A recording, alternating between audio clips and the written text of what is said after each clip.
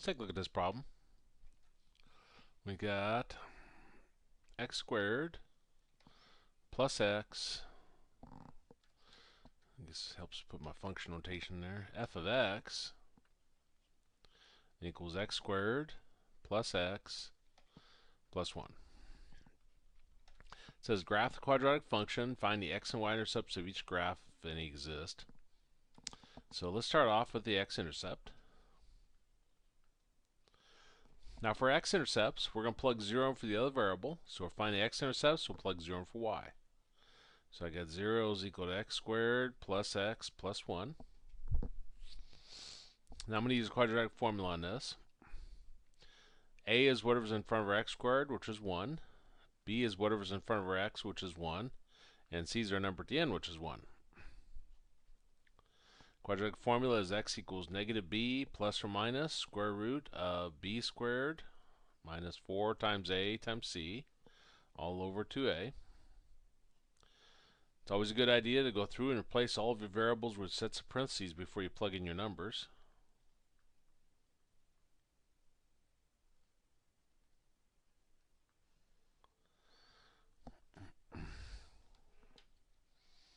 Okay, so everywhere I had a b, I'll plug in 1.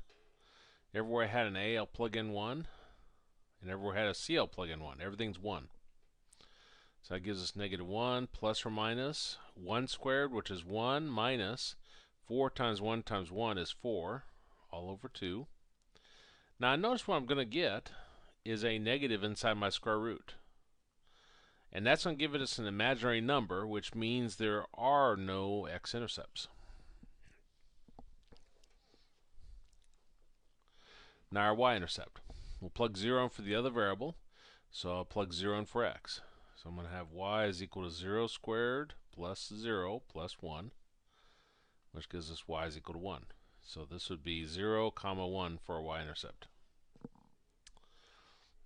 Okay, now the next part of the instructions says if it's in general form, convert to standard. If it's in standard, convert to general.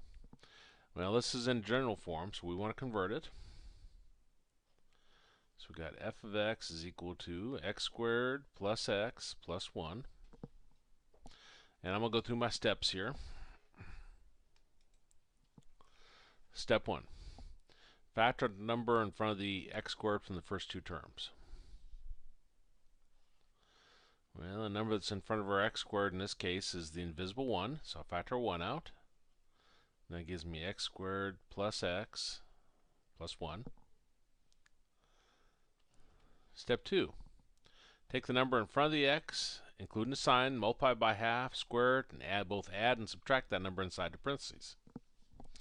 So we'll take the numbers in front of our x, which is invisible 1, multiply it times a half, and we'll square it. 1 times a half is 1/2. 1/2 squared is 1/4. So we're not only going to add it, we're going to subtract it inside the parentheses. So we're going to have x squared plus x plus 1/4 minus 1/4 plus 1. Now specifically when I do that, I'm creating two groups. This is our first group, these first three terms, and this last term is our last group.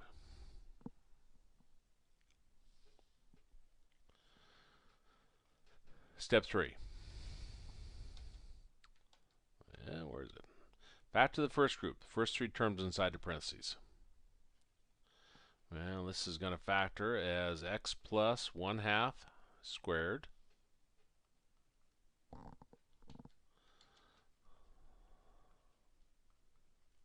There really is no factoring involved there. Up here, whatever number is in your parentheses right before you square it, sign included, is what goes right here. Step 4. Multiply the number out in front by both groups. So we're going to take this 1 here and multiply it times our first group and times our second group. So we got 1 times x plus 1/2 squared plus 1 times negative 1/4. Then that 1 drops down. So we're going to have 1 times x plus 1/2 squared. 1 times negative 1/4 is negative 1/4 plus 1. It'll give us 1 times x plus 1/2 squared. Negative 1/4 plus 1 gives us 3/4.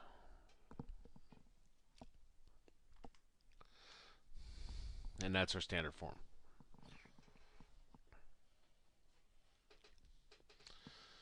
So we got f of x equal to 1 times x plus 1/2 squared plus 3/4. Reason why we put it in standard form is so we can easily identify our A, H, and K. A is whatever number's in front of your parentheses, which is 1. Since it's positive, I know my graph opens up. Whatever number's inside of your x is your h, and it's opposite sign, so h is negative 1/2. And our number at the end is our k, so k is 3/4. So our vertex will be hk. H is negative 1/2, and k is 3/4. Now our axis symmetry will be x equals h. So we got x is equal to negative 1/2.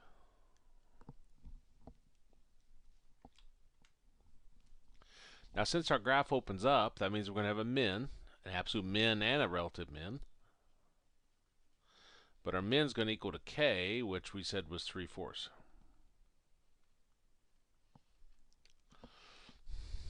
Okay. So back up here, our domain. The domain of quadratics is always negative infinity to positive infinity. Our range is based upon the y part of the vertex, and it depends upon whether the graph opens up or down. This graph opens up, so it's going to positive infinity. So it's going to start at 3/4, the y part of my vertex, and it's going to go to positive infinity. Now my graph initially is decreasing,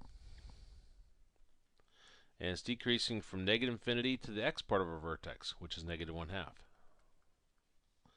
And then it's increasing from negative 1/2 to positive infinity. Okay, our graph. Our vertex is negative 1/2, 3/4. Negative 1/2 and 3/4, about right there. We said it's opening up. Y-intercept. Y-intercept is 0, 1. Now that's probably a little bit too close for us to see anything that's happening. Axis symmetry is x equals negative 1/2. Looks like that. So let's plug in x equals 1. And we're going to plug that back into our original function.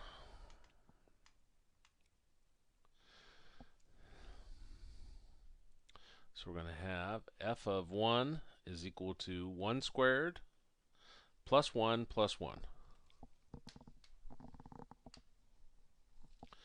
1 squared is 1, plus 1 is 2, plus another 1 is 3. So we're going to have the point 1, 3. 2, 3. So 1, 3. Now I got those points. I can connect them together. And then by symmetry, I can flip this across the line, this line, the axis symmetry, and have my other side of the graph. So that would be our graph.